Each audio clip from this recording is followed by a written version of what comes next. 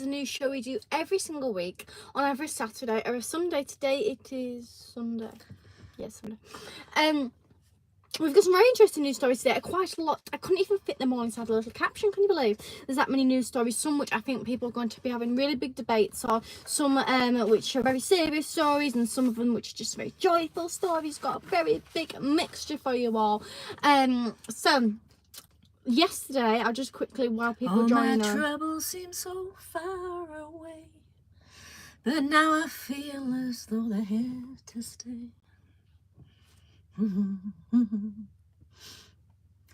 Carry on. Yesterday, just while people joining on, I just have a little quick chat about. I did like a pub busk, which basically I went to loads of different pubs and did like a busk. We went to what pubs did we go to? Which was our first one? Is it Enigma? I think it's begins with an E. One beginning with an E. One beginning with an E. And we're just doing a thing. And then You got to guess with... it's in Morecambe, so we're just doing a and then test. You've got to guess which one it is. The one that begins with the P, so the something. The other one was the B, so the something. And then the other one was the M. And that's a big one. It's sort of like a curvy shape, and it's on the prom. I think you might know that one. Yeah. Yes. Yeah.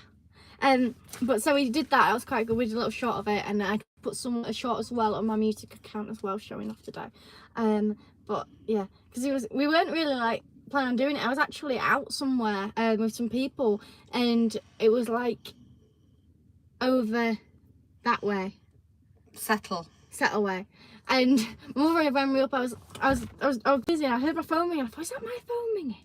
And so I put it over, and it's another day. And then, hello. I won't answer that. It'll be a job. I got put it back again. And so hello. And she goes, oh, Matt's just rang. And said, would you quickly go to Morecambe and do some performances? So I was like, oh, dang it, what do I do? So I came up with the concept thing. I thought, well, I'll go and I'll go there. But what happened was, she said, all right, what stuff do you need? So she listed off the stuff. I listed off the stuff I need. So she went and got it before she set off, and she was coming to pick me up. But I was at this like farmhouse, and it was down a back road, and then you had to go down a separate back road, which was just freshly tarmacked. They really wanted to make that point. It was freshly tarmacked, didn't they? Yeah, because when I said, well, I knew the way, and he was on the corner, wasn't he? He goes, if you go down the freshly tarmacked road, past the lovely cows. So you're down that, and then after that you came to 3 lanes, and we went down one of them, and you went down a gravel track. So I said, she says, oh well, why don't you walk down the gravel one, and why don't you walk down to the end of the road and I'll meet you? And I was like, well, I can only walk down the gravel one because the other ones have got loads of cows, and we've got loads of cows, right, and they're all next to the road. So I walked up the gravel one, and I came across this big group of walkers, and I thought, I didn't really think too much of them, but then I realised that they were going down that road with the cows, and I thought, hang on a minute, wouldn't it be easier, because we're on a time crunch here, wouldn't it be easier if I went to the end of this road? And I thought, well, I'm not going past some cows, what I'll do is I'll just pop on this walking group. So I joined them in, did not speak a single word to them because they didn't speak to me, but I joined in their group, and one of the cows got up, and I sneaked behind them to protection. The human shield. I eventually got past the cows, and I just left them and put it on. I was much more faster than them. So then I got to the end of the road, and I thought, she's not here. So I thought, well, I'm just going to continue walking. So I just basically continued walking. And you were going up there's this like really big steep hill, and it's really, really winding. You're going up that, and I came, because I thought I'd ring her, but I didn't want to ring her while she's driving. because obviously I wouldn't answer my phone while I was driving. So I was like, what do I do? Because you're not going to know where I am. But the sheep started turning their heads and started hearing an engine. I thought, well, it's either a quad bike coming up the field, or it's my mother. And she was going, it's in some micro. Oh, a micro. So anyway, she came up the road, so I started waving to him frankly, and you thought it was a cave person. I thought somebody had had an accident and they were running down. I could see her because she was miles away. This lunatic was running down the road. I had to make sure you but it's on this corner, and it goes up to Victoria Cave. In fact, that's where we saw Simon Pegg, wasn't it? They filmed, what's that film called? Nando. The Talking Mongoose, something, the Talking Mongoose. They filmed that up there. So I knew the area because we'd gone up and seen him up there. And she comes running down this track, and I thought, oh God, that's just where the caves are. I bet somebody's had an accident, so I'll have to stop, you know, if they need some help. And anyway, I thought it was the lunatic. So 50 Thunder's on. Hello. Jen's on. Hello. Dave's on. Hello. Anders is on. Hello. And then I think you're going to have to hold yourself. You've only just eaten, haven't you? Oh, this one. You remind me of a magnet Oh, no. because you sure are attracting me over here.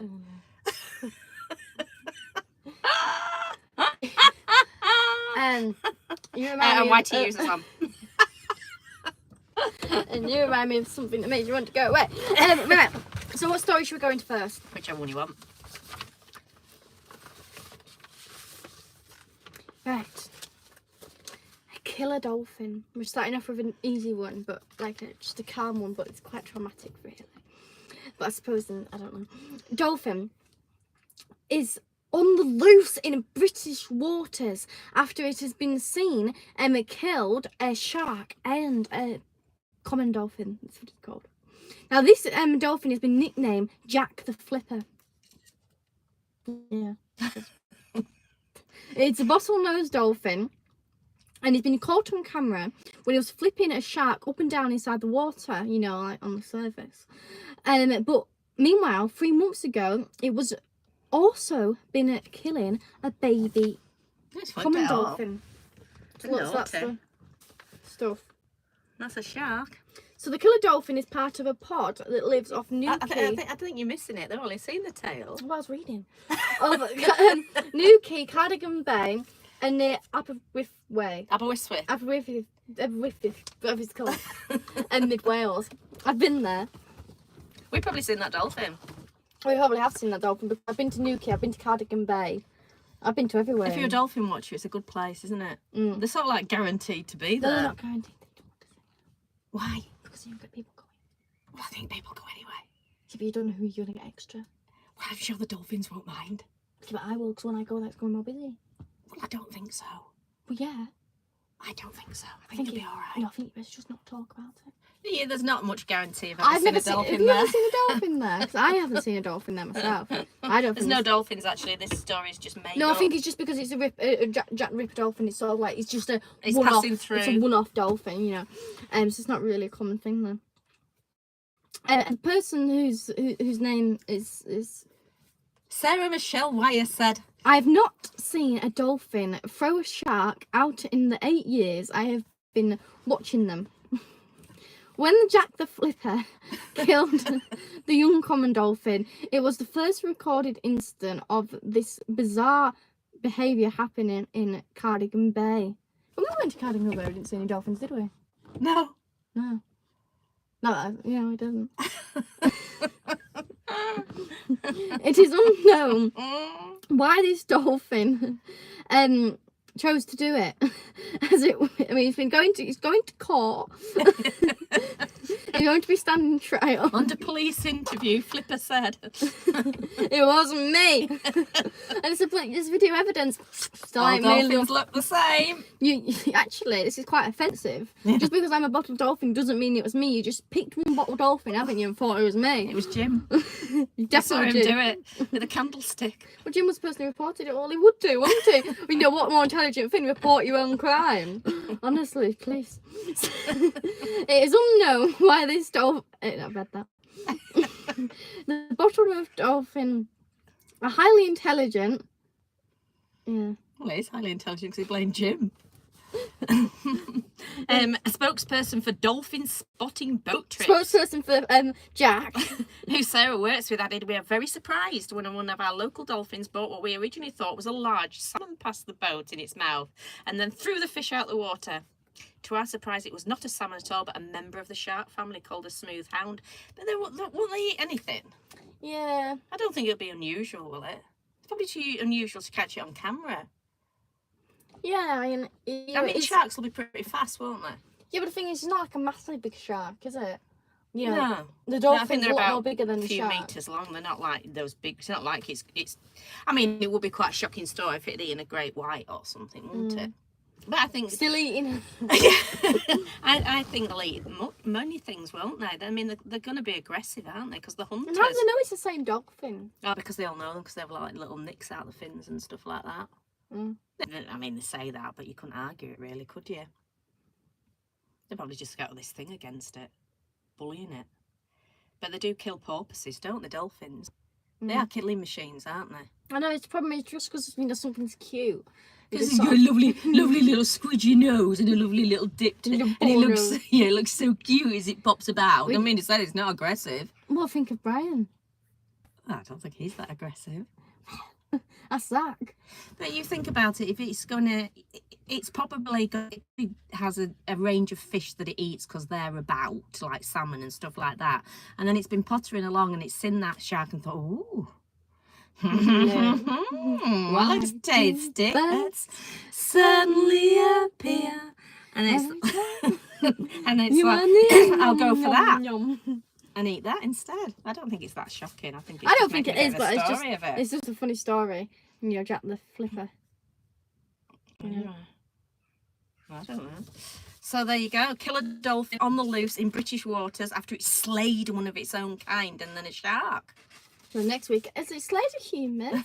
That'd be a bit more weird. It's getting a bit violent now. I don't think there's anything of dolphins ever killing humans, is there? No, what I'm saying is, you know, he's saying it's not much, but then it goes. Killer whales do, don't they?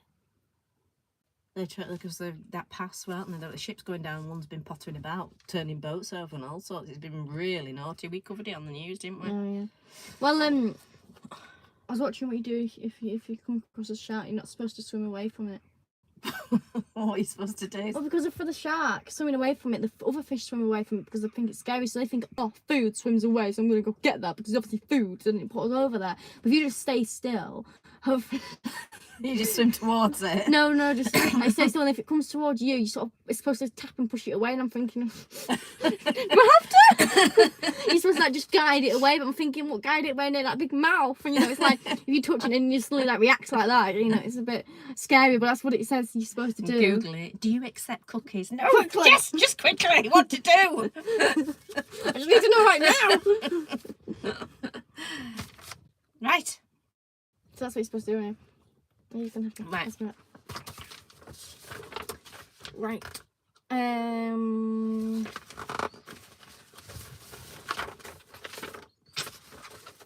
Now, I'm going to keep with the animal story. Should we keep the animal story? Just do what you like, love. Police story.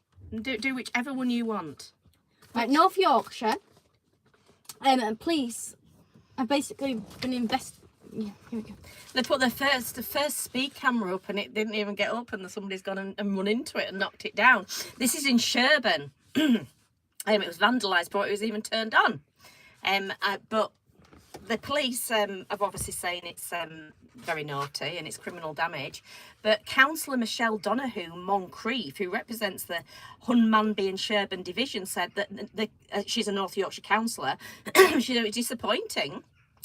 Because there'd been no, talk about it. There'd been no public consultation. So apparently the police have been putting out that this got knocked down, which is obviously very naughty. But they hadn't put out the bit that there was no consultation on this location of whether this camera would work. And now where I've seen it at, it looks quite a nice little stoned wall place. You know, it looks like a nice place where you wouldn't want a camera sticking up. So obviously some people don't like them.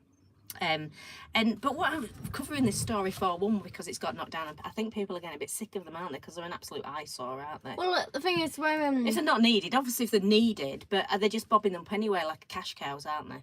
Well, the places that I've seen them at, they always, always inside very scenic, beautiful places, and they're bright yellow, and it's like, and they're so big.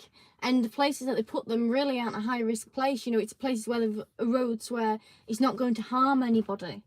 Well, we have them. So basically, the question is: do people believe that? Obviously, not some speed cameras. There's got to be some places, but are people getting a little bit sick of the amount that are popping up and wrecking the countryside? So that's what we're asking. It's like every road, isn't it? I mean, there's places I know. And also, do people think actually now we've gone so safety conscious, it's making more accidents? Yeah. Do you? Well, because you're travelling. Because people are travelling so slowly and breaking out, and they're more stress, isn't it? Yeah. So that's your question. Do people think there's too many cameras coming up. Well, there's quite a few questions there, really. Are they an eyesore? How many they are? And do people think now that this slowing down of traffic and all these cameras and everything are actually having another effect? Because I see on Facebook, on some of the comments on groups and that, and people going, there's an accident every day now, you know, like on the A65 and all around everywhere. And I think, yeah, it's getting worse, actually, because cars are supposed to have improved so much, aren't they? But going off the subject a little bit, you have those screens, aren't there? People saying that you have to touch them to put headlights on and windscreen wipers and all that. So do people think we've got so safety conscious now it's actually gone full circle and it's more dangerous? But the thing is, you have all these environment things where you're not supposed to build on these things, which is obviously, you know, good. It keeps it all good. And you also have, you know, grade listed buildings where you're not allowed to add to them. So why does a speed camera okay? You know, suddenly why? They are an eyesore, aren't they? Yeah. And, you know, I mean, there's a place here where they're saying they want it for 20 miles an hour and it's at 30 at the moment. Yeah. But the thing is, there's never actually been an accident. No. They're all going, oh, let's do, not all of them obviously, but majority, people are making all these, you know, lists and petitions of all saying for 20 miles an hour, lane, zone place. But there's never actually been an accident, like ever. There's never been an accident. No. But yet we're wanting to fix it when there's never been a problem. And the thing is, I think what people also forget is to drive to the conditions of the road. People seem to drive to, you know, what it says, but actually you actually do some form of driving, you know, use a skill, and you drive to the speed of the road. So if you're going down this road and it's 30 miles an hour, you don't just stick to 30 if something happens that makes you have to slow down, do you? Well, they've done them on the, I mean, some people might know this road, it's from Lancaster to Bentham, and they put some speed cameras up, even though there's been no more accidents than anywhere else on there. I mean, we drive it all the time. I've never ever, the whole time I've driven it, ever seen an accident, ever. And they put these absolute eyesore of yellow cameras up. They're absolutely awful. And they're, you know, where they optimum speed cameras, whatever they call them. So there's loads of them. Then there's one in the actual Caton.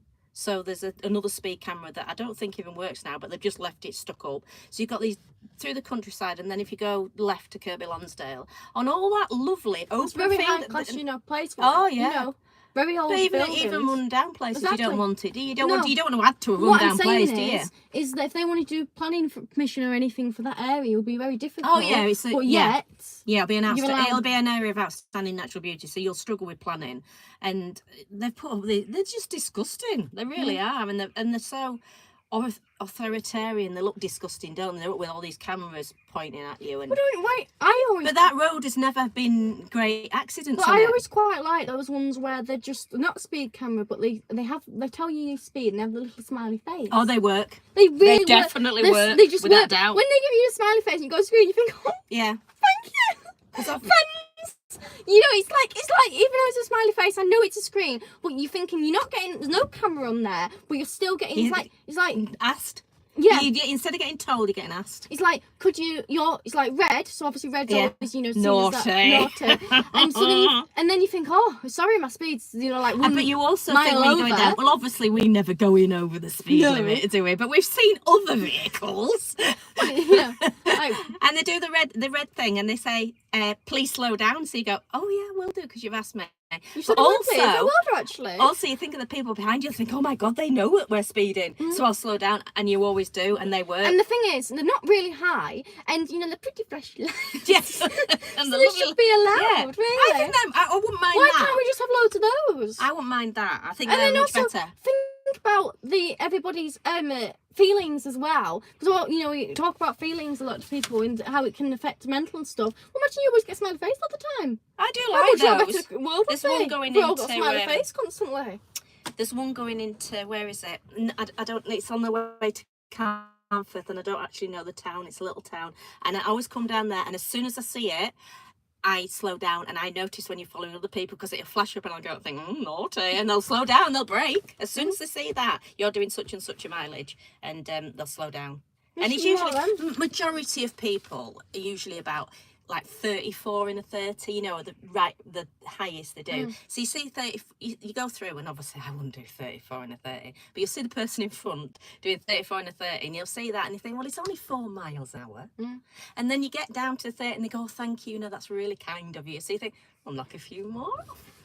If you want me to. Oh, yes. I'll do it just so it's interesting. Nice. Yes, and you asked. There's a totally difference, isn't there? But I've As noticed if you them. just got a camera and, you know, it's just... But that horrible thing, that yellow thing with all the cameras all over. Oh, no. I'm not having that. And I just think you git. And you see so many people, don't you, going up to it and then racing off, slowing down and racing off because they're really annoyed about it. They're going to speed, you know, and if they're, you know, annoyed about that, but if your person's not got that annoyance, you've got a smiley face, you're just going to continue but slower. Yeah. You know? And also it reminds you, because you could be like chatting to something, not realise you're a little bit over, and it reminds you, think, oh sorry, I didn't notice, sort of thing as well. It reminds you, as if a speed camera doesn't tell you anything, does it? It just annoys you, so you wound up. And that's the thing that causes, you know, accidents, is because you're stressed. So they've been a bit naughty with this because actually they've said they've knocked it down, but I think people are getting sick of there being so damn many, and they're an eyesore. I mean, I hate them. I hate graffiti. I hate criminal damage. So if I see somebody smashing a wall down or graffitiing something, it would really rile me. You're smashing your own wall down? if I saw somebody chopping a speed camera down, it wouldn't rile me. I mean, I wouldn't do it myself. So they really are annoying people, aren't they? Because there's so many and they're not needed. So anyway, there hadn't been a public consultation about this, which the police haven't mentioned this when it's gone out on all the media. It's only one channel that's covered it.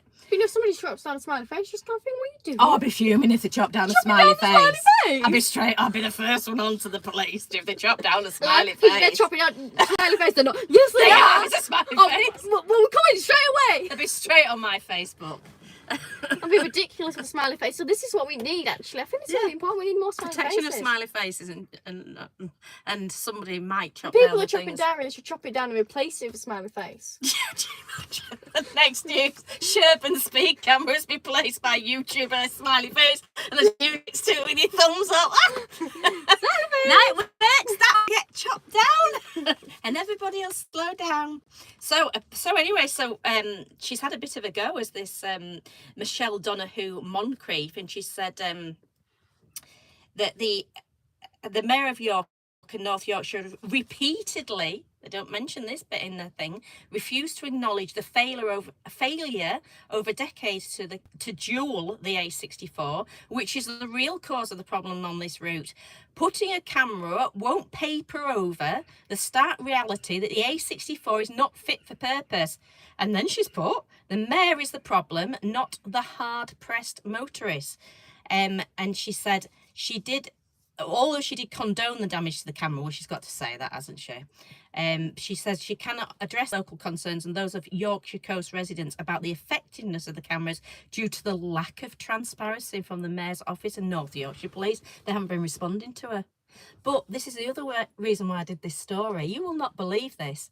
Everybody have a guess how much the Mayor's paid per year? So this is the Mayor of North Yorkshire. Have a guess how much she's paid. I know. Well, no, because then they don't get involved. It's an interactive news channel. You asked everybody. Pardon? You asked everybody. No, without Googling it. How much do you think that the Mayor of North Yorkshire gets paid per annum? And you won't believe what happened with this camera. They had an unveiling of it and a ceremony for a spit. The world's gone mad. You'd be alright for a smiley face. My council tax, how much my council why tax does the Mayor need to be there? It doesn't need to be. It's a camera.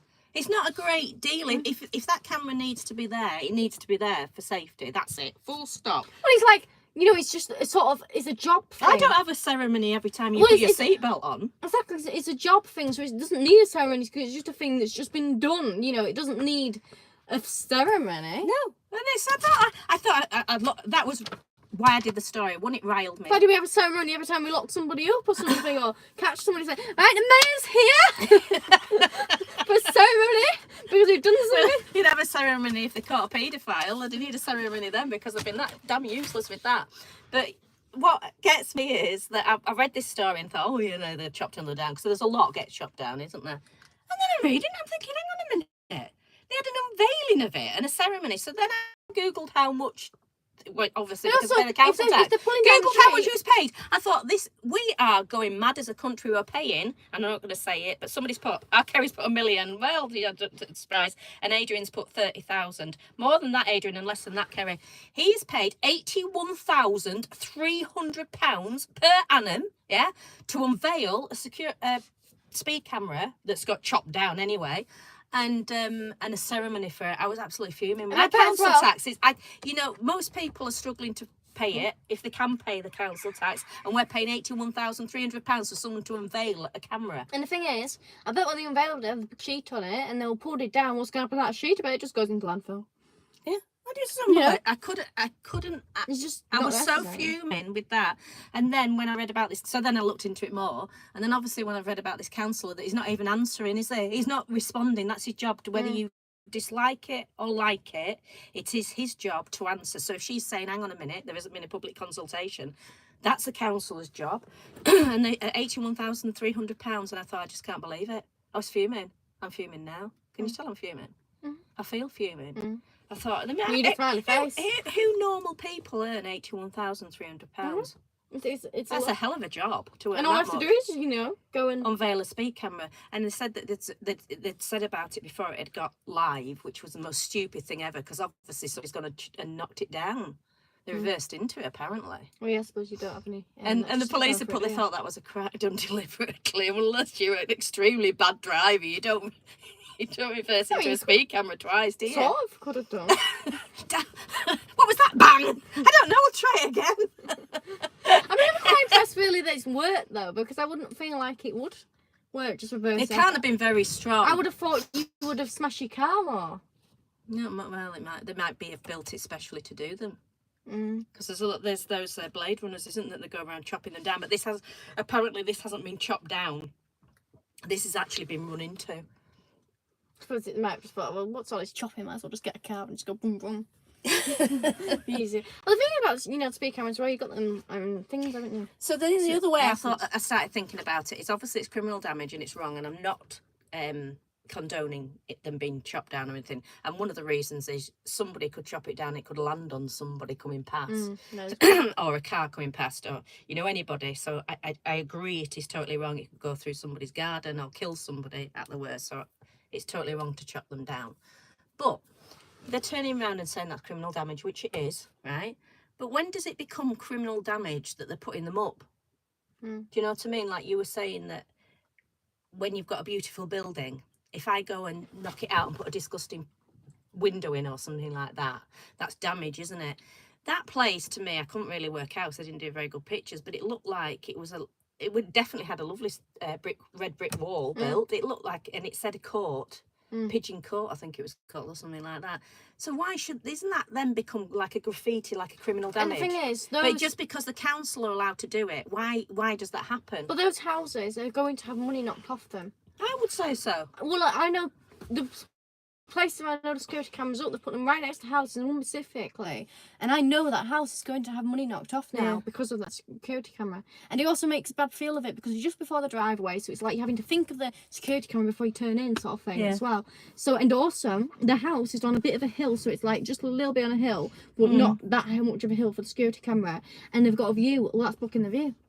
I'd hate it. So that's just must have knocked money off the house. Well, like coming from Lancaster now, that road is depressing to drive, and it used to be fine, and they put it down to 50, and it's all straight roads. It's quite easily 60. But what I don't understand is that's a real open road, which I never saw anybody drive like lunatics on, and I use it a lot. I don't know what it was like at night, but through the day I use it a lot, and sometimes at night. But then you turn off to the Bentham Road, which is far narrower and windy and everything. They've kept that as a 60. It's just none of it makes sense, because Clafton's already a 40, so you've got a lot of it which is 40 or anything. So all the decent open roads which never have an accident on, which you can all get on, which are clear, which you can see for a long way, we'll put that down to a 50. But the bendy tight road that's a lot narrower without any side space to go anywhere. So for example, if you were coming from Lancaster and somebody was overtaking and you came around the corner, it's a 3-lane road really, you could easily get out of the way. Whereas you couldn't. If somebody's overtaking on that Bentham Road, they're going to crash straight into you. There's nowhere to go. Yeah, that's a higher speed limit. It just seems absolute nonsense to me. I think the world's gone mad. Especially when you're opening a ceremony for a speed camera. I think the world's gone absolutely barking. I really do. Dante says, hello Matilda, how are you doing? I'm good, thank you. How are you? Dave says, I don't think I would be in the water if there was a chance of sharks, and I don't think I would. Abby says, sorry, can't watch tonight, helping to look for my neighbour's missing cat. Oh, that's a shame. I hope I hope obviously you both find it, Abby. Yes, indeed, because it's not Adrian says, speed cameras are just cash cows. Anders says, speed cameras are expensive, use the money for safer roads instead. Dave says, too many and not good to see. No, I totally agree with you, Dave. I think they're I just think they're horrible. And Michael says, good evening. Good evening. Adrian, thank you. You're a superstar. Oh, thank you, Adrian. Thank you very much. Obviously, it's massively appreciated. It is. Thank you very much for doing that. Thank you so much. Thank you. It's very nice. Obviously, really kind for you. I'm just reading what you've put. I woke up tonight. Sorry, missed last week's. I was asleep. Oh well, thank goodness you're on tonight, and obviously thank goodness because just for you being here and obviously supporting it financially is an absolute joy. It is. Thank you so much for doing it. Gustavo says hello. Andy says you can't always floor the gas after you have passed the speed cameras. Adrian says you won't believe how many unmarked police cars there are on the motorways. Gustavo says blah blah blah blah blah. Dave says in Scotland you have that problem of doing that. Dave says in Scotland there are places where they put traffic lights up, and if you are speeding, the lights turn red and stop you for a minute or so. Adrian says please like the live. Thank you very much. Kerry says 20-mile-per-hour zones make me rage. They're too slow, aren't they? I followed somebody yesterday at 20 mile an hour. You go faster than a horse? A horse can do about 30, yeah, can't that's what it? I mean, like. That is really slow. It's 20. You just go faster than a horse. And, it's just slow. I mean, I know I didn't. We followed somebody on the road to Lancaster, as I say, the Bentham Road, and it's a 60 mile an hour, and you, apart from a few corners, you can keep at 50 the whole way through safely, no accidents. You can keep safely at around about the 50 mile, 28 miles an hour, wasn't it yesterday? Oh my God! And then braking on the corner, and they're in a Range Rover, which obviously they couldn't drive, so they straddled the white lines. So I thought, these safety people, I think, them going at 28 miles an hour is a lot in that brand new Range Rover is far more safer than her doing 50 in a micro, but at least I can keep to the right side of the line. And then every time they come, and I saw this bus miles away, and I thought, you won't see that. I seen it about half a mile away over the hedgerows, and I thought, I know what you'll do. At the last minute, you'll slam on when it comes around the corner because you won't be looking ahead. So I backed off, knowing what they'd do even at 20 miles an hour. They slam on as soon as the bus came around the corner, slam, because they hadn't even looked in front and seen it. It's just it's terrible driving. So yeah, 20 miles an hour is too slow. People that can't drive roads, isn't it? Yeah. And the thing is, it's hard for the people that can drive. But they're the ones that will be on Facebook saying, "Oh, slow down, stay safe," and all this. But they'll be the ones that causing the accidents because they're straddling the white lines when you come around. And the thing is, it could be the person behind them that gets the accident, but they were the one who made the accident. But yet they'll be the one who has the fault. They get the blame. But so Luke says hi. Fault. Kerry says road in Essex had a skull on it, and they made it to a 20 outside the skull. Now they made the whole road 20 and put a massive I hate speed humps. They're even worse. And absolutely knacky your car. John says if motorists didn't speed, there would be no speed cameras. Motorists are very fast to call out us cyclists if we break rules on the road. Yet motorists do all the time. Let the hate begin. I don't think you can tie every motorist in with every cyclist, though, John. I think, there's a lot of cyclists that I see that are very naughty, and there's others that pull in and, wave you past. And same with motorists. There's good and bad in all of them, isn't there? So I don't think it's just all cyclists are bad or all cyclists are good. There's some bad ones and some good ones, like anything. Satnav Dan says, evening, Jane and Matilda. How are you? Very well, thank you. Adrian says, need to spend the money on fixing the potholes. That's what I mean about the £81,300 with the mayor unveiling a camera. I'd rather he unveiled a pothole and filled it. If I put a sorry and said, the mayor's tarmacking, and I think, well, that's not, I can't really moan, but that's just exactly what it is, isn't it? If I'm paying my council tax and I'd look on the stories and it said Mayor of North Yorkshire tarmacs potholed road, I think, well, you're worth your money. But when I read Mayor of North Yorkshire unveils, and also as a speed camera, I'm fuming. And the other thing is, why does he not have anything better to do? Because it's easy. You know, Like, if I said to you, Yeah, right, you but that's got what I mean, like- £81,300 a year and all you've got to do is unveil a speed camera, you'd say, all right, wouldn't you? I know, but that's what I mean. He needs some, he needs to get out and about a bit more. He needs to do, like Adrian says, he needs to get some money. He needs to spend some time doing potholes. I've done sat nav done. Sorry, van transit. Sorry. Hi. Banana Man says, "What's up?" from Texas. Guy says, "Hello, Matilda." And Mark's random curiosity says, "Good evening." Well, there's a lot on tonight, so all join in. All talking about, for all of you that's just added in.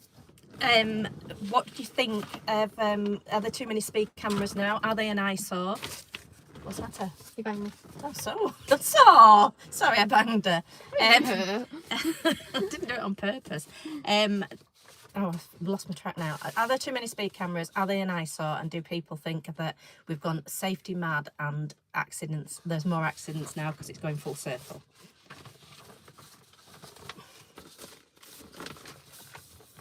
Right. Jane Dotchin. Now, Jane Dotchin is known for completing a 600-mile road ride from where's it from? She rides from Hexham in Northumberland to Inverness. And she's on an Irish cob, which you can see in the picture, called Diamond. So she's 84 now. Yeah, so she's 84 and she's been doing this for, how long has she been doing this Since for? 1972. What is it? 1972, and it's a lot of years, isn't it? I think what she did was she did it locked down south, and then when there was more and more cars on the road, she started heading north. I think that was in the 1990s. She started heading north, didn't she? And she's been like traveling. She'll do this route every year, and she'll travel up, and she's like proper, roughing it, doing it, the proper camping. And camping it, isn't she? Oh yeah, she doesn't go into hotels and stuff like that. She starts in a tent, doesn't she? And she has this little dog with her as well, which what's the dog's got on it? Oh, it's got a little deformed front feet. It's got a little deformed front feet. It's so cute. But she has this little bag where she like pops it in, and it's a bit like a sausage dog, so she just pops it in. It's a Jack Russell. Yeah, but it's a bit like a sausage dog. Oh, it's nothing like a sausage dog. It's a Jack Russell. Same height, same width. It's not the same length. It's nothing. It's not like it's a Jack Russell. Yeah, but what I'm saying. Anyway. It's like saying an Alsatian's a little bit like a Labrador. It's nothing like it. It's a proper Jack Russell. I'm going to get a picture of it. Yeah, but all I'm doing is I'm explaining it. I don't know anything about dog types, okay? But I know what a sausage dog looks like. But I don't really know what Jack Russell looks like. I know what that one looks like. So what I'm saying is I'm explaining to people that don't know what Jack Russells are. Because that's me. Right, it's not a very good picture. No, it'll be better. But that's her sausage dog. Now they can see that. There'll be a better picture.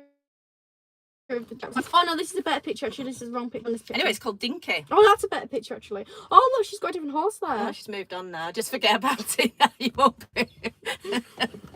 So the news has just finished because she's seen some more horses. No, and she doesn't. She knows them. She doesn't even take a map with her. She's got a mobile phone that has got. It's one of those old ones. So she says that lasts as the battery. Now, is that a sausage dog or a Jack Russell? Yeah, but I mean, I don't feel like it's that far off a sausage dog. It's nowhere near. I don't know, search up pictures of sausage dogs. No, she's moved on now.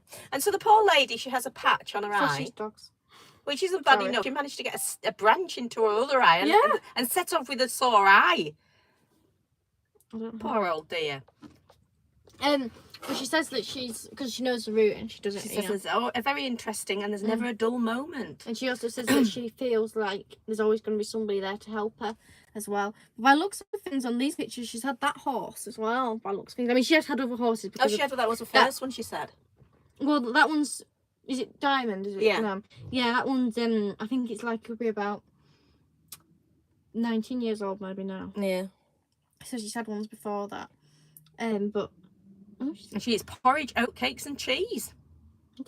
It's porridge. That's how she keeps going. 15 to 20 miles a day. I mean, can you imagine doing that? But we're watching it. I just came across this other video because I was just checking if it was her. Finding about it. Somebody says, "Oh yeah, we do this hike and we plan it out and we plan out the bed and breakfast. The bed and breakfasts and fields for the horses to stay in." I'm thinking, you're not really like. She just let us go on the verge, didn't she? Yeah, no, she just lets her go on the verge. She's the one who, a very quiet horse. And they don't have the same problems she does, you know, with either age or eyes and stuff, and they're, you know, doing it also, which I wouldn't mind, you know, I'm not saying you can't do that, but they're making it out like they're roughing it, but they're not actually roughing it like she's He's got a roughing picture of it. his little front legs. Yeah. Have you shown them? It's like, oh, there, you can see his little front legs. Look how deformed the poor little thing is. So you can just see it's sort of like They're even worse when it's on the ground because they point outside. Poor little thing. So she said the dog can't walk far, so she carries it in a thing on the saddle.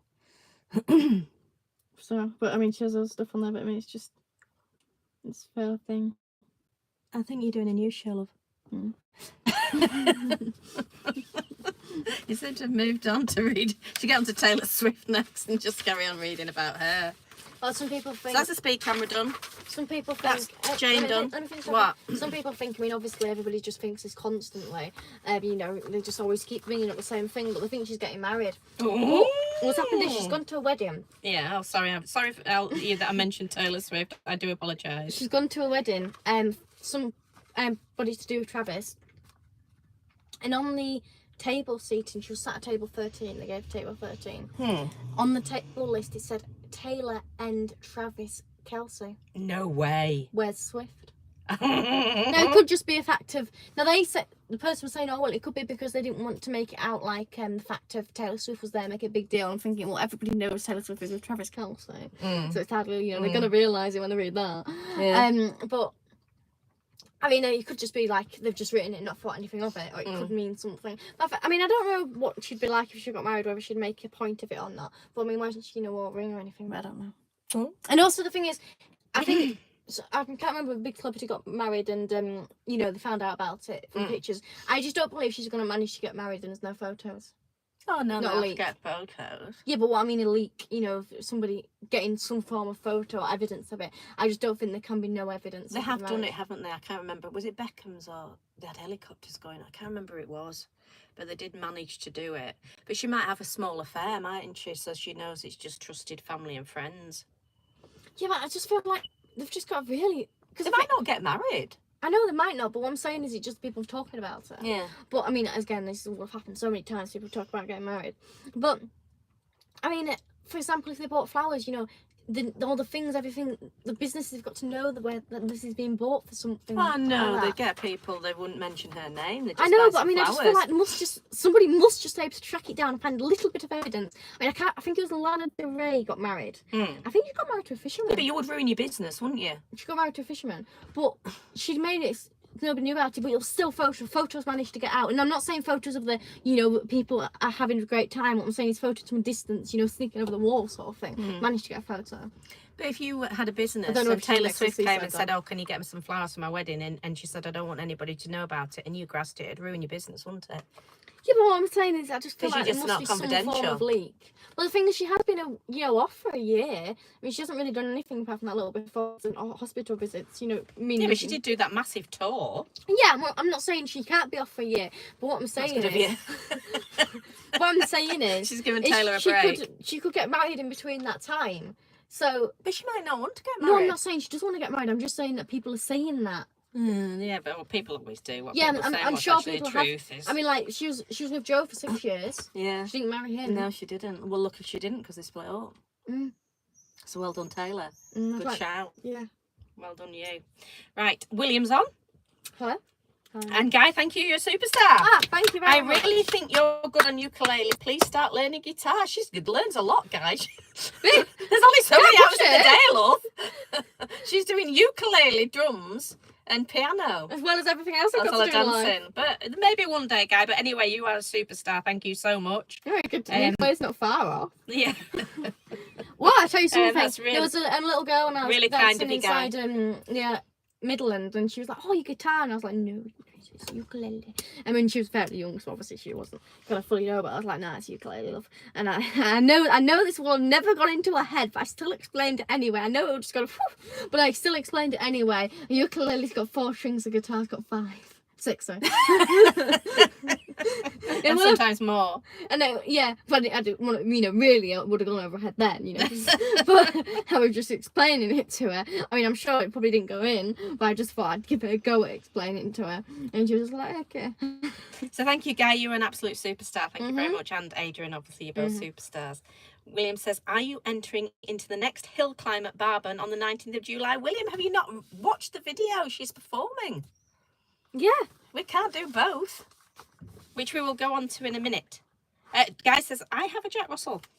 Used to have a friend used to have a Jack Russell. They're very, very good dogs and they make very good pets. Dave says, I think she may have had problems getting a hotel with a horse. Yeah. Although they do them now, don't they?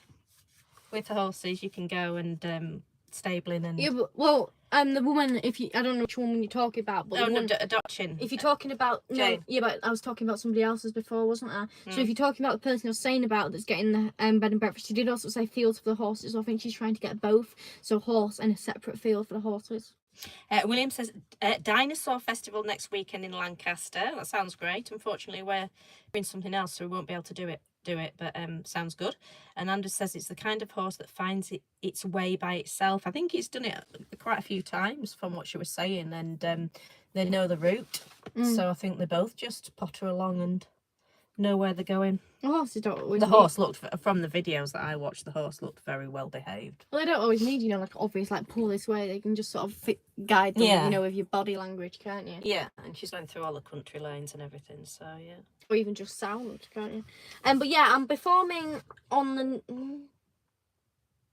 No, he's put the date there. I'm just looking at Matt's setup.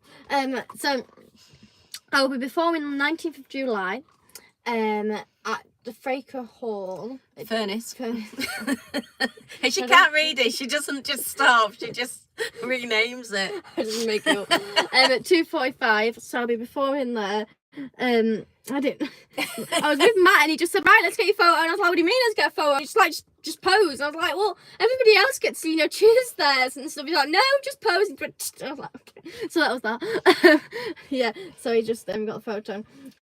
I recognise him, but yeah, so there I am, and it'll be that time, so it'll be a show, the Fringe.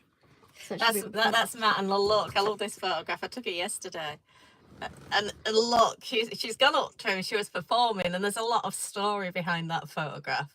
And Matt's been really good to read. He's started the Fringe round here, and he started the poetry festival. He's very successful at organising things, and he's done some great stuff for Matilda. So he rings her up. He rings her up yesterday. Well, me. She was away. I had to go pick her up. Would she come and perform at this local pub? They were promoting their Fringe show. So I said, well, she's miles away, but obviously any performer that's up and coming wants a performance. So I picked her up and took her. Now, Matt's always said about her, because he sorted all the poetry festival and he was the one that got Pam Ayres there. And as most people will know, Matilda snuck in and knocked on Pam Ayres' dressing room door to get the interview. What's the matter? And so what's the... No. Matt, are you, what's the matter? No, honestly, there's nothing. I can't say there's something because there's nothing. Just the way you were looking at me, I thought I'd said something. No, it's just my, no. So, sorry, she looked at me as if sorry, I turned around. it's a migraine sort of thing, so I'm just saying sorry. So he's always said to her, basically in a nice way, it's a bit naughty, Matilda, don't be doing that again, sort of type thing. But obviously Matilda wanted to get the scoop. Oh, you should see his face when I did it. Yeah. And I said it's nothing to do with me. Event. I said it's nothing. He looked at me. I said it's nothing to do with me. I was in the Winter Gardens. It's nothing to do with me. I just didn't want to get involved. So anyway, so she performed yesterday. Anyway, she's obviously, performers are always nagging for the next performance, aren't they? So she goes, where are you going next? So he goes to the Palatine. And she says, can I perform there? So he goes, no, it's adults only, because there's some spoken word, which is quite rude. All right, okay then. So he says, no, you can't perform there, Matilda, and thinks that's it. So anyway, so she says, well, what time are you performing there? So he says 4:40. Well, it was only 4:15. So I thought, well, there's plenty of time. So I thought, it's like 25 minutes. So I races down to the Palatine, saw the landlady. I said, oh, they're promoting the Fringe all around Morecambe. Everybody was doing it, doing a little clip of their acts.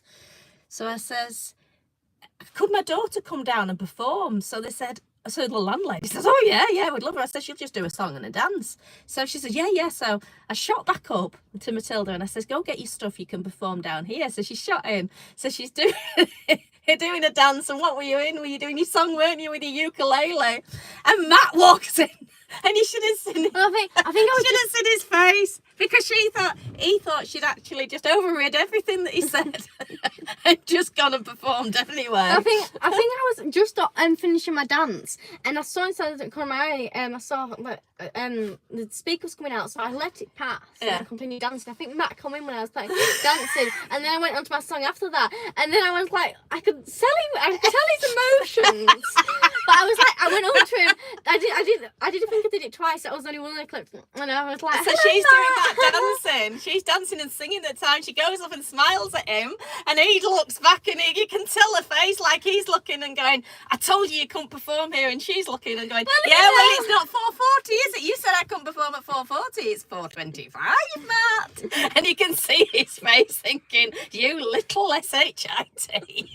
No, And he's so funny because she's 5'4" and he's about 6'4", so you get this little thing looking up at him and he's glaring down at her. But it's like, and we did Doris' music video and stuff, and even though he was helping me dramatically with it, I was, obviously, so I was. Oh, she running bosses it him too. about. I was like bossing him around. But the thing is, he was with his partner at the time, and she was on my side, and she was. So I would say something, and she would go, "Matt, do as you're told," and then he would go. So that picture just to me says 1,000 words. It's just so funny, and you can see him thinking, I can't say anything because not only am I in the pub now, but you're on a live, aren't you? I saw it looked alive, and I was thinking, so all about playing this song. So, yeah. It's all going on in So motion. she's carrying on going, what, I can't get told off, can I, Matt, because I'm on a live. So I think that picture's brilliant. I think it's really, really funny. And then I just potted off and moved to next month before him, and then we just continued. Yeah, it was a good day. We got loads done, Mm. didn't we? Well, that lady was really nice there, and then we went to the Bath. They were really nice too, and then went to Liam Midland, and they were really nice too. So yeah, they were all really nice, and the audiences were really great as well. They were a really nice audience, so everything was really, really good. Yeah, all went well. It did. So anybody that wants to come, it's on the 19th of July at the Furnace Hall in Carnforth. And it should be a very eventful day. Oh, okay. Right, so Peter Hill, who is from Black Country. I wish I could do it. The Black Country. Black Country.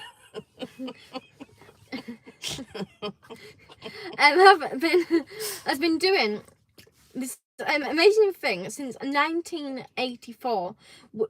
Yeah, since 1984. Which basically, he's been travelling to all the pubs in Great Britain, isn't it? Yeah. So he's been doing Northern Ireland, Scotland, Wales. He's done the whole of Wales, and he's also doing England. And he's basically going to all the pubs, and he says it doesn't count going to a pub or unless he has a drink, takes a photo there, and I think that's about it. I don't know if he gets like some form of memorabilia sort of thing, and he stocks all of his every time he's been in files, and inside his house he's just got these massive big shelves of files from all the pubs he's gone to. So my assistant has got a picture. Here's one I prepared earlier. And this started when it started in 1984 because he was a bit bored of his local pub. Which local pub is what's local pub?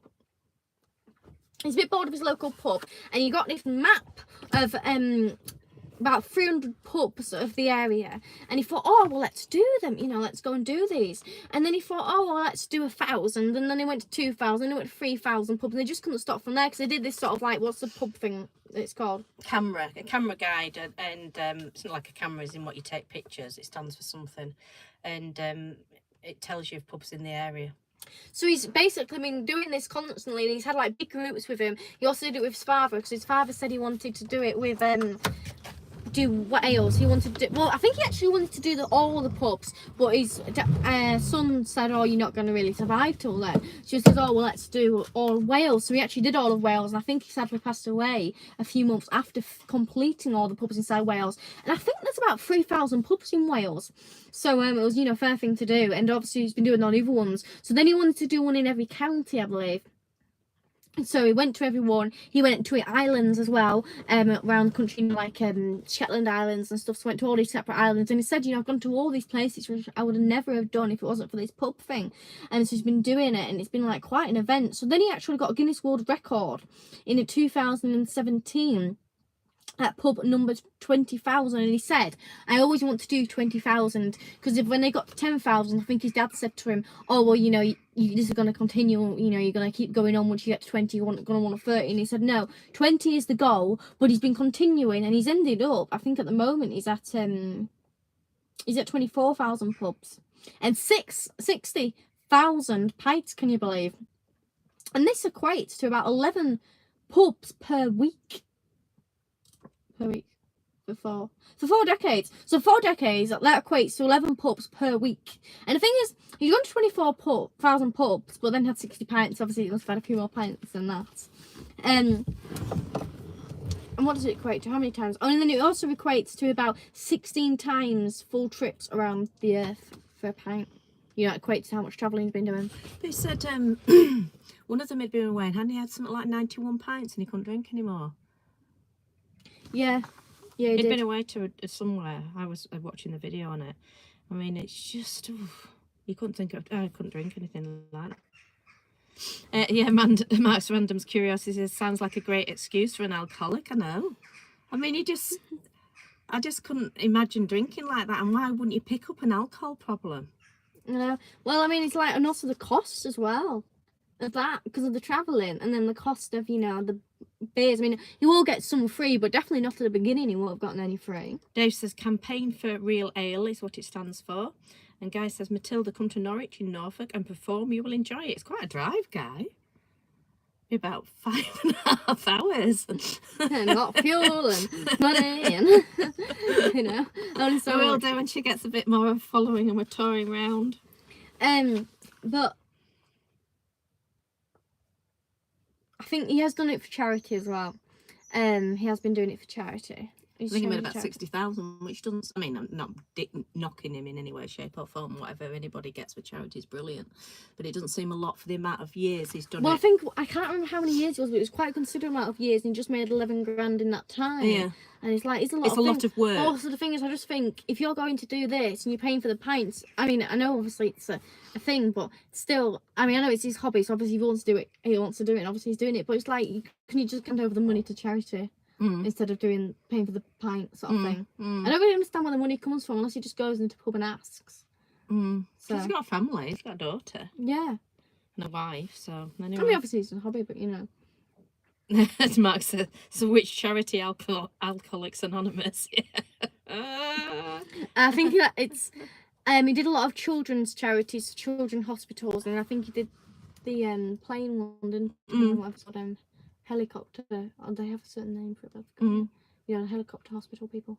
Oh, Northwest Ambulance. I think it probably was. Yeah. Something like that. Air Ambulance. Oh, I don't know if it was Northwest. I think it was Air Ambulance. Air Ambulance, I don't think it was, yeah. I don't think it was anything specific. I think it was Air Ambulance, but yeah. So he did do it for charity. But no, it's a fair thing to do, isn't it? Yeah. 4 decades. Yeah. Yeah. So. His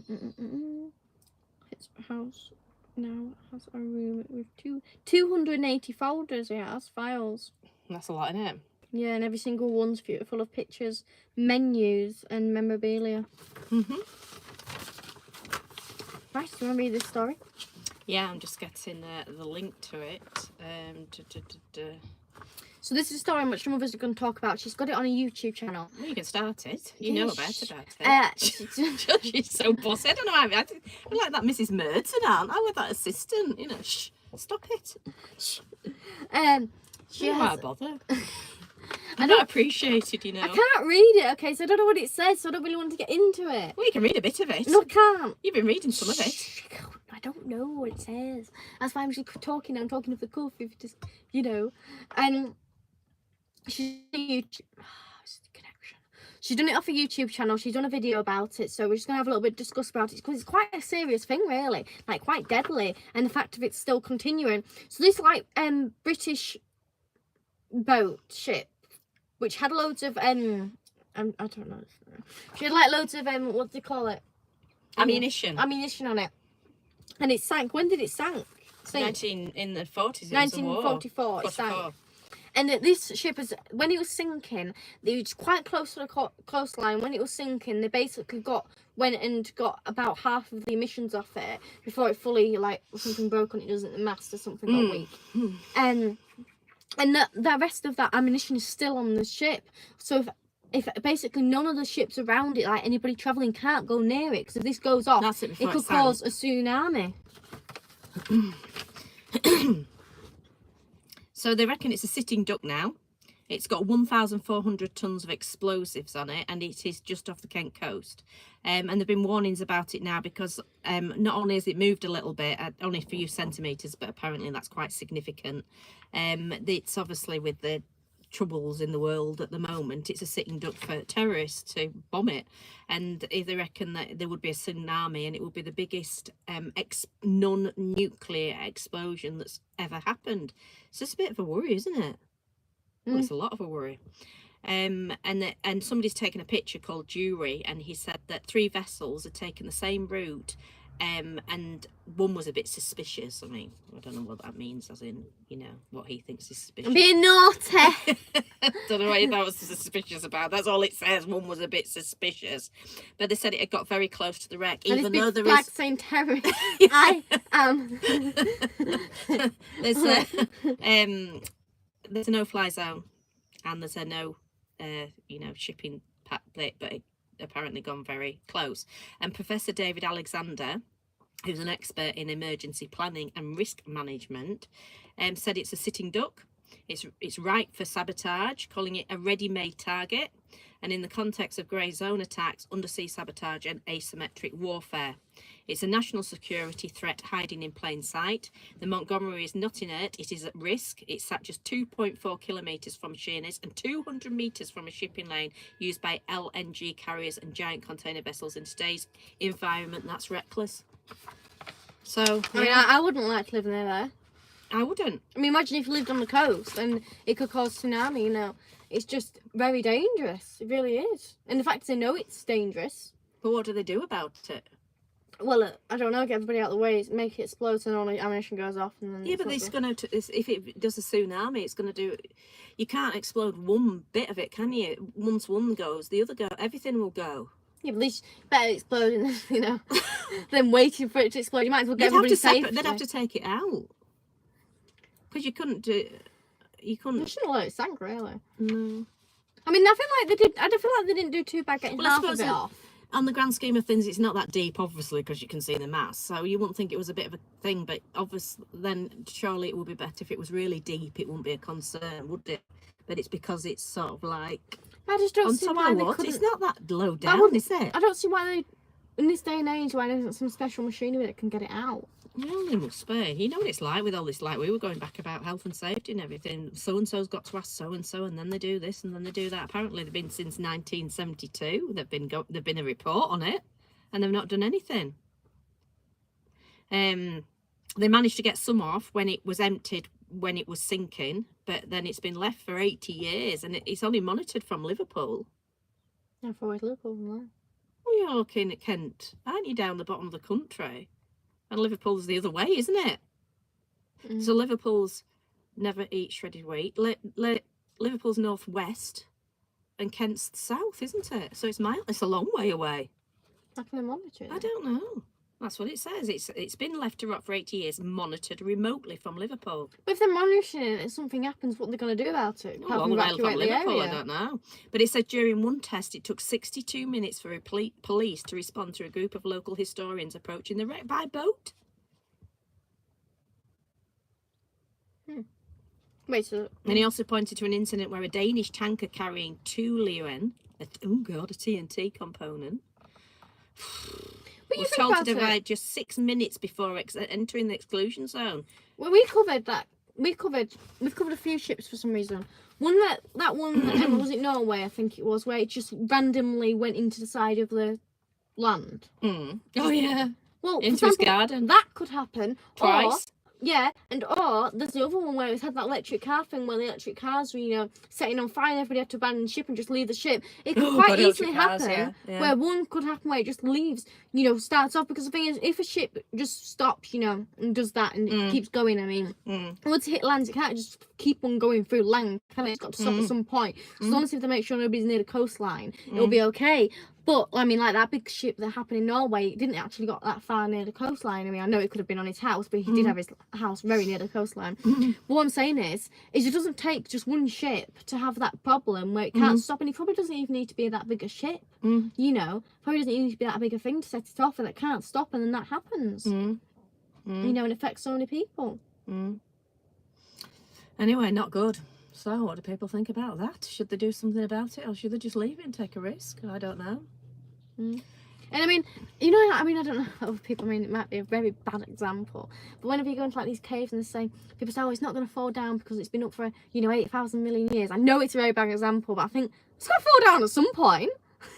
You know, not necessarily. Yeah, but what I'm saying is I know it's a bad example, but what I'm saying is, yes, it's been there for 80 years and not done anything, but it's got to do something at some point. Oh, I think that's more of a worry than a cave. Yeah, but what I'm saying, I know it's a bad example, but what I'm saying is some people might think I hasn't done anything for 80 years, but it takes time, but it's going to do something at some point. Something's going to happen.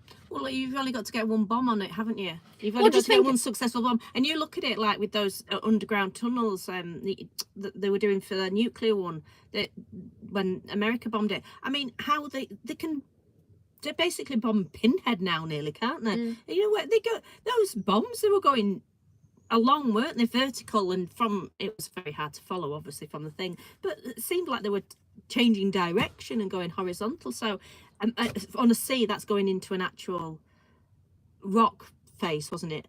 Tunnels that they'd obviously cut out.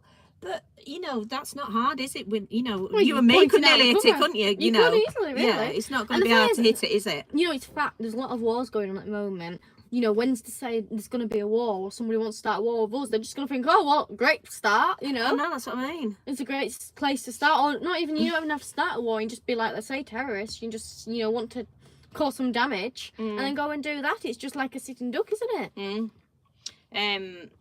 So a few people have put a few comments on. Guy says, I'll pay you if you want to come to Norwich in Norfolk, Matilda, to perform. I think it's quite a lot of money, Guy. It's quite a way. Anders says, strange that the ship has been left there. I think it's strange. I mean, I don't know anything about explosives, but they can do a lot, can't they, nowadays? They can make them, so they should be able to move them. You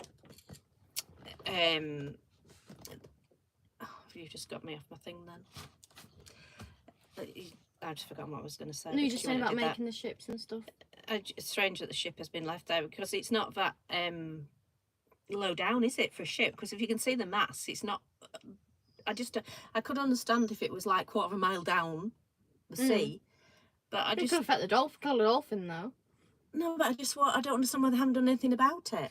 I was finding things a bit strange. I'm just saying about. I know it's a bit not really off subject, but you know when they have these things where there's a problem, but they really down sea, so they think, oh, it's not going to affect humans. But I think you're going about wildlife, which obviously is a serious thing. We should go on about wildlife and protecting them. But yet you leave something really dangerous that's going to affect them. You know, like that electric car one. You know, I think you can't just say about environment and then not actually protect them when it comes down to something that's going to really harm them. Can you? Mask Random Curiosity says, couldn't they just sink the ship in a very deep part of the ocean without causing the explosive to react? Isn't there a risk when they move them? Yeah, I think there's got to be a risk. I think that is. But I think the worry mark is that moving it could cause an explosion too. I think that's the your Cal's on. Hello. I think the thing is, if one goes off, I would presume the whole lot goes off. So that's the worry, isn't it? You'd have to be a brave person to go down there, wouldn't you? I mean, I feel like the people that were getting the closest off inside the first place are quite brave. Yeah, but they're in a war zone, aren't they? Those were going to war, war, people, so they've got the mentality. Yeah. They're already. I mean, obviously they'd be a bit scared, wouldn't they? But they're already in that fighting adrenaline. They're there, aren't they? That's to save them and to save the country. So they're already fighting. This will be somebody going down fresh, wouldn't it? Yeah. That's not in a war zone. And you've got right, but then again, anybody that deals with explosives is trained to deal with explosives, aren't they? They know that that's. I think risk. if you want to be, if you want if you're going to do that sort of thing, I think you have to get the mindset where you think nobody's going to hurt me, sort of thing, because then you have the confidence to do those sort of things. You know, and if you don't have the confidence, and you could be scared of something, might mean, I feel like it's difficult because you have scaredness, then it's sort of trying to protect you as a scaredness. But then again, if you didn't have the scaredness, then you'll think straight. You get what I mean? It's a bit difficult, sort of like thing like, should you be scared? Should you not have to be scared of this job, sort of thing? You understand what I mean? I think you can have different scarednesses though, can't you? Because like when I used to do horse racing, I remember, I think it was Willie Carson. I remember him saying, somebody saying to him, "Do you still get adrenaline?" He says, "The day I get," and he was obviously a top jockey, riding maybe 6-10 horses a day. It says once I stop getting adrenaline before a race, he says that's the day I give up, because you've got to have the adrenaline to perform and be good. So I think there's good fear and good adrenaline. But the other way I was thinking about it as well is I think fear can be dangerous. So for example, when I used those floppy discs on the grinder, and I didn't even know you could get a guard for it, because Billy's obviously not used the guard, got it out the box, put the floppy disc on, and then I've come along, I didn't even know you could get a guard. And when I was using it once on a video, somebody put, "Not a good look not using a guard." And I said to Billy, "Did it come with a guard?" He goes, "Oh yeah, I don't put it on, I didn't know." So when I use that, I don't fear it. So touch wood, all the years I've used it, I've never hurt myself, because I just don't think of the fear.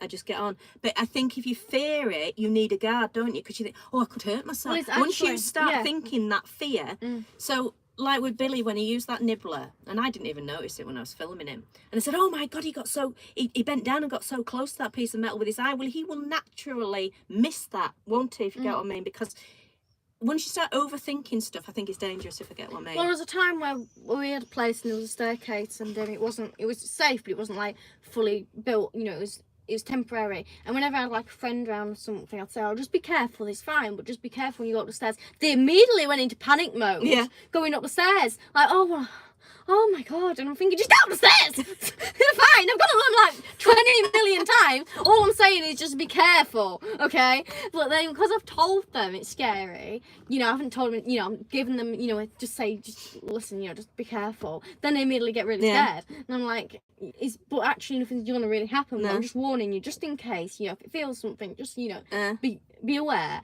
But, well, when I competed when I was younger on horses, and my mum always used to go, "Oh, be careful." And she'd say, what? And you'd be more worried about that. But if you went in to jump those jumps, thinking, "Oh my God, what if this happened? What if I fell? What if," you would fall. Yeah, well, if you just brought somebody along and they never knew anything about horses, like at all, they completely never knew anything about them, and you said you could sit on that horse and go around this arena, it's never going to do anything wrong to you whatsoever, it's going to be perfectly fine, you never knew any fear of horses, you're going to be fine, aren't you? Oh yeah. If you said, "Oh, be careful when you get to that corner because it doesn't like it, it might shine." Well, it's that same thing. I mean, I'm just saying a horse thing I did. The woman said before we went into the arena, which she said, she doesn't really like the arena. She finds it a bit jumpy. You can go in it, but she doesn't really like it. Does my horse. Then it makes you. She doesn't like the arena. So when I was going in, I was thinking, So then you've got tension. I've got tension, which obviously stresses the horse. But actually, the horse did nothing wrong. I mean, obviously, if you know, she's just told me that, she's not saying it as a mean way. She's just telling me. But what I'm saying is the fact of. Then I thought, otherwise, if she said, "Oh, Midnight loves the arena, she'll be perfectly fine, she won't do anything wrong," I think, okay. Yeah. But because she says, you think Puts a fear in there. Yeah. So you got good fear and bad fear, haven't you? Really? You got fear that could actually damage you. If you're fearful of everything, but if you've got like a fear, like an adrenaline fear, it's good, isn't it? Because it makes you drive to if you're on a really tall building and somebody said you can't jump off that because you'll die, then it's like, you know. No, exactly. But that's factual fear, yeah, isn't but it? what I'm saying is, if you're talking to, I'm just saying, as an example, if you got somebody who somehow doesn't know, you fall off and die off that building, like somebody that's very small. Like very small people, not very bright. No, children, I mean. Then no, he's not very bright, he's not very big, so he'll probably end up jumping off a building anyway because he's under 5'4". No, but as a child, then they you have to tell them. You have to tell a child. You have to teach a child. But some people on YouTube that comment are like children, aren't they? They're fearful. Oh, yeah. I remember once putting a screw in, and somebody said, "Oh, how irresponsible as a YouTuber, like I was." like I was, one of those programs like the BBC on Fix It or something. And they said, how irresponsible is a YouTuber putting a screw in without goggles? And I thought, oh my God, I've never worn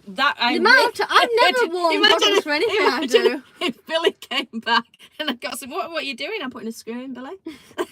I'm gardening. I put a screw today inside my Does anybody else want goggles to put a screw in? I used a screw today inside to hang something up on the ceiling. It's like a proper ceiling. Did you put a hazmat suit on? No, I got your rally helmet. I had a table, very. What, to protect yourself? No, not very trusty, but a table and a chair, and I just saw in the back of the chair, just balance myself. And yes, I was balancing myself, but I knew I was going to be fine. I just put the screw in, and I had it like that. I was just fine. Yes, I was very close to it, but it would literally, it's never going to cross your mind ever. She's been doing her bedroom out, and she says, I needed some help with some wallpaper. So she was on the scaffolding. And she wanted me to pick a bit up, so I got this wicker chair that we've got, and I went to get on it, knowing that the wicker bit might go through with my weight, so I'd have to stand on each side. And I'm getting on it quite happily, not even thinking about it. And she goes, "Be careful!" And I go, "Oh yeah!" And that's exactly what it's like. So I get on without even thinking. Then I started thinking, "Oh yeah, God, it could tip. Oh, I can put my foot in. And you double think about it. This scaffolding is really like it's very old. I find it very nice scaffolding, but it's old. Now, I literally balance myself off there. I balance myself off there, and I'm pottering around. I don't think anything of it. And you go, "Oh, be careful." I go, "Dang it."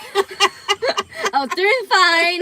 Now I've got to be careful, because if you hadn't have said the word "be careful," I would have thrown myself off. Well, I was perfectly fine. And then I started panicking. I'm like, I was fine. You think, what could go wrong? Well, you could fall off those 15 planks of scaffold board with metal all the way around on a perfectly flat surface. Could I? Yes. I wasn't thinking of. But now I've said it, now I've said the word "be careful," you'll be fine. I didn't have any metal around, I was on the very top bit.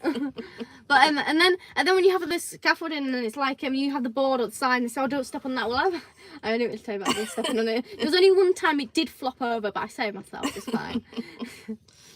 So Carl says, sorry he's late. His wife's in hospital, had a right week. Oh, I'm sorry to hear that, Carl, and yes, obviously hope she's going to be all right. So obviously say more if you want to, or whatever you want, but that's not good news.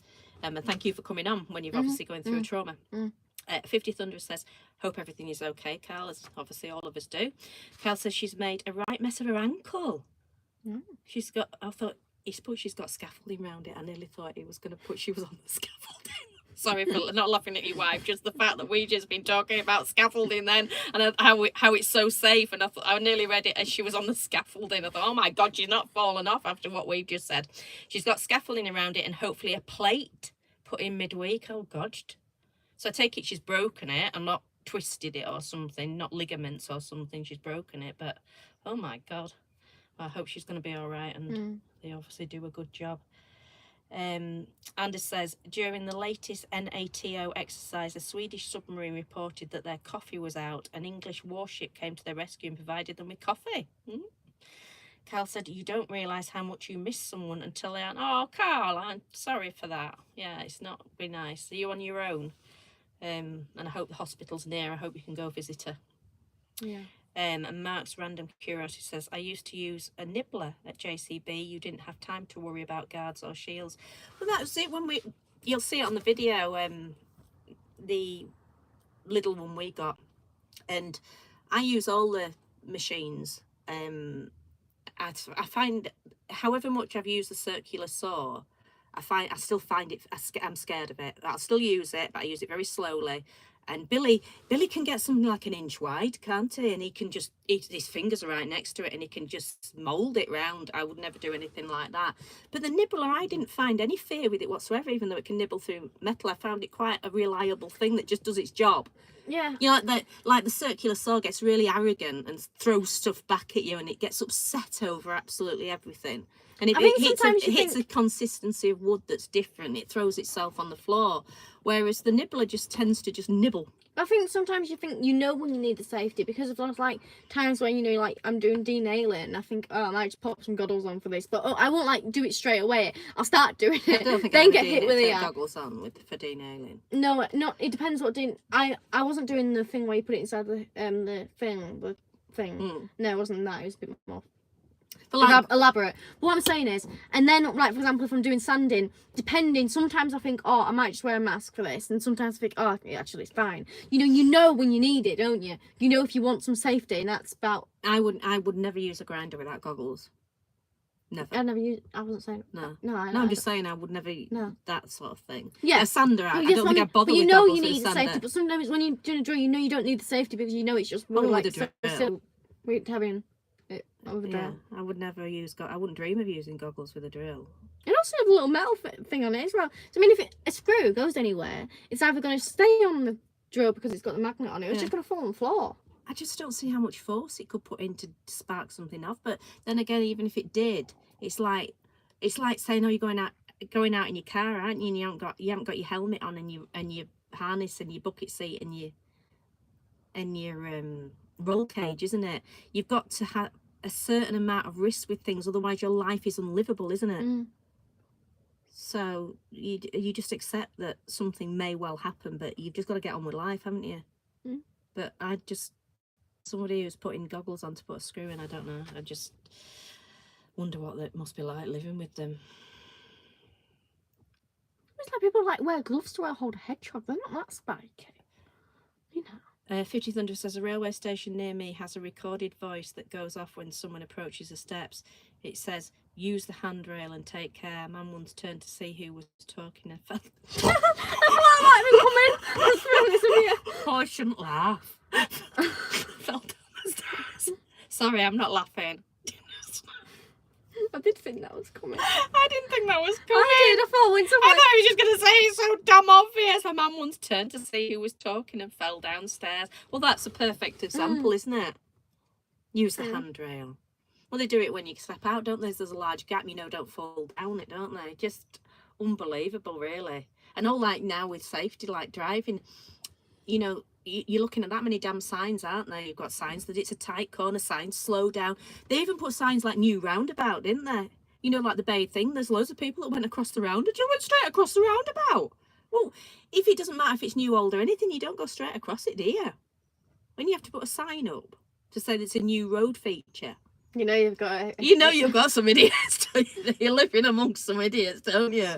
Because what would happen if you drove to another part of the country where you've never seen before? Do you just drive straight through the middle of the roundabout because you haven't seen it? There's some thick people, isn't there? I think you have to put something like a really big object in the middle and they have no option. What, like a big mound and flowers and everything? They were still driving through it. There were quite a few that did it. Anyway, I don't know. It sounds a bit mad to me. I like roundabouts. I think with more roundabouts. I think with more several crossings. Why do you like roundabouts? Well, because you don't have all the traffic light business and stuff. Oh, yeah, instead, you don't just randomly like. You don't just put one in the middle of the motorway for no reason whatsoever, because you're quite fond of them. I see what you mean. You didn't add the bit, I like roundabouts better than traffic light systems. Also, the thing is about roundabouts, like you do have the middle bits, you can put a bit of environment in there. You can put a few flowers and a tree, and it makes it a bit more scenic. It brings a bit more environment in. If you have traffic lights, I hate traffic lights. It's like, and also zebra crossings, apart from the fact that someone's at the bumps, I mean, sometimes, I don't know, but I think also zebra crossings is so much more better than the traffic lights. Oh, definitely. It's just so much more better, and it's just so much more better. Then people stop. Yeah. The amount of people say, oh yeah, they turn around and they say, oh yeah, well people don't stop. I've never crossed a zebra crossing where people don't stop. They do. And you see everybody doing it. You're driving, when you're walking, people just stop for zebra crossings. Well, it's like sometimes you have to be careful because you stand near the zebra crossing. Yeah, they do. Like on the when stop. we were filming. And I was filming Matilda and the people were just stopping and we were about 40 foot off it. So people do stop, and they're so much better because there's nothing more annoying, is there, that they're walking up, they're not judging the traffic, and you're in a loaded wagon and you're driving down, and they go and they press the button for the crossing. You think, I'm the only person here, you could have just wait for me to go past, then I don't have to go through all the gears. I always do that. But also what they do is they press the button without looking, realise it's clear, potter across, and then you're coming down miles away because you've got stopped by some other traffic lights, and then you sat there and there's nobody crossing, and you just sat at some traffic lights. I get on traffic red. lights because I know it's like to be a driver. I just sort of get there and I sort of like look. So if you say it's like there's some cars coming, I wait enough time to see if it's going to stop, and when it doesn't stop, I think, oh, I'm sorry. I was like to make an announcement. I'm sorry I have to stop these traffic lights. I press the button, but sadly it's too busy, so I'm going to have to do it. I really do apologise. like that. I have to do Well, that. when I walk to them, I look, and if there's an articulated lorry coming, I wait until obviously it's come quite near because they don't And then stop I straight away. stop Then stop it. And then I really make you have to slam on. And then there's a very quick middle of the road. It's somewhere. And then I turn round and walk off the other way and go, oh, sorry, I forgot some butter. I forgot the toilet roll. And he's having to go through 16 gears. Oh, me howling away with laughter. And then I run across the bridge to the other bit where it comes around and stop him over the other side of the road. Hello again. Haven't seen you here. I hadn't forgotten the toilet roll after all. No, if I see a wag, I wouldn't dream of pressing that button. And I judge the road. And if there's, I think, oh, there's about 6 cars coming, so I just wait. But the amount of people that they just press it. Mm. I think we didn't need to do that. There's only me coming past. Oh, it's so annoying. But down at Heysham, the lights went, and it's happened in many places on that bit where they don't need lights. It's a T-junction, isn't it? Because the C's on the other side. And they broke for about 2 days. There was no accidents and no traffic queues. That's the There's thing. always traffic whenever they queues break, there they without always fail. just manage. Nobody crashes. And the one on the Bay Pass, and that's also, about 16 lanes, isn't and it? the thing is that it was faulty. the It thing wasn't is, those working. Nobody lanes, crashed. but the thing you talk about is very confusing. It's really confusing. When you press a button, you think the traffic that you've pressed the button on the road might have stopped, but there's 2 other lanes that've got traffic lights. You don't know if they're going. So it's so confusing because you just don't know which way you can go for the driver and the human. No. You know? No, they manage without all these traffic lights. They're just ridiculous. Well, the time when Lancaster's just ridiculous for traffic lights. It's just mental. They just don't think anybody has the ability to walk anywhere. You know, they think the minute you walk out of a shop, you should just be set with traffic lights, you know, Pelican Crossing. It's just an absolute nightmare. Anyway, when it flooded, all the traffic lights went off. No crashes. And the traffic flowed. No traffic queues. With the water. Yeah. Well, this was after. I mean, there wasn't flooded. That wasn't the reason why there was nobody there. Afterwards, yes, so, no, afterwards, everybody was just going so well. just boating past. There was no traffic queues, and you can't tell the council, can you? Just wasting your time, I say. Not thank you for that 50 Thunder. It was funny. I hope they're all right, obviously. Anders says craft teachers often tend to be missing a finger or two. They probably thought too much. Anders, just got on. Mark's random curiosity. Oh, I know what you mean now. Sorry, I do get what you mean now. What did he say? Well, I thought it was just like you've just added it in. And I thought, why? And then I realised we've been talking about safety. They're probably overthinking it, Anders. Mark's random curiosity says, I follow a YouTube crafting channel called Nerd Forge, and she has lost her little finger to an accident. Was that to do with her crafting? 50 Thunder says, people who walk across railway crossings without looking wind me up, especially the people who do it whilst wearing headphones. This wind me up too. And Michael says, it's in the mouth of the Thames. Bit random, Michael. I think he means by the boat. Right, yeah. Well, if you look at my video, which I don't know if it'll still copy and paste the link because I've been on for a while. Oh yes, it has. It's copied and pasted. Don't look now, obviously, Michael. Stay on the channel until she finishes. But it's got a little map on it of exactly where it is. So there you go. So you can have a look at it after this. You might already, and please subscribe to my YouTube channel, everybody. And also, please do subscribe to my. Is that all the stories? I think so. Please do also subscribe to my music account as well. A late one tonight, isn't it? Aye. Please do check out our music account as well. Matilda Walden Music. We've been on an hour and a half. RW Music Official.